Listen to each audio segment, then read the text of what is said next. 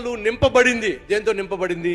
గాలితో నింపబడింది. ఆ గాలి ఎంత ఎక్కువ ఉంటే అంత పైకి వెళ్తుంది, ఆ గాలి ఎంత తక్కువ ఉంటే అంత నేలన చతికి పడిపోయి ఉంటుంది. మనం ఈ లోకంలో దేవుని కొరకు బ్రతకాలి, దేవుడు ఆశించినట్టుగా బ్రతకాలి అని ఆశించిన దేవుడు మనల్ని కూడా నింపడానికి ఎవరిని పంపించాడో తెలుసా? పరిశుద్ధాత్మ దేవుణ్ణి పంపించాడు. ప్రభు సెలవిచ్చాడు, నేను వెళ్తున్నా, నేను వెళ్ళి మీతో నిత్యము ఉండులాగున, మీలో ఉండులాగున నేను పరిశుద్ధాత్మను పంపిస్తాను. ఆయన వచ్చినప్పుడు మీరు శక్తిని పొందుకుంటారు. బంతి ఎగరడానికి ఆధారం ఏంటి తెలుసా? అది నింపబడిన గాలి. నువ్వు నేను మనల్ని ఎవరైనా నేలకేసి కొట్టాలని, మనల్ని ఎవరైనా అణిచి వేయాలని, నిన్ను అణిచే ప్రయత్నం చేసి నేలకేసి కొట్టారనుకోండి, నిన్ను పైకి తీసుకెళ్ళేది ఎవరో చెప్పండి? నీలో ఉన్నటువంటి దేవుని, ఆ పరిశుద్ధాత్మ దేవుని శక్తే.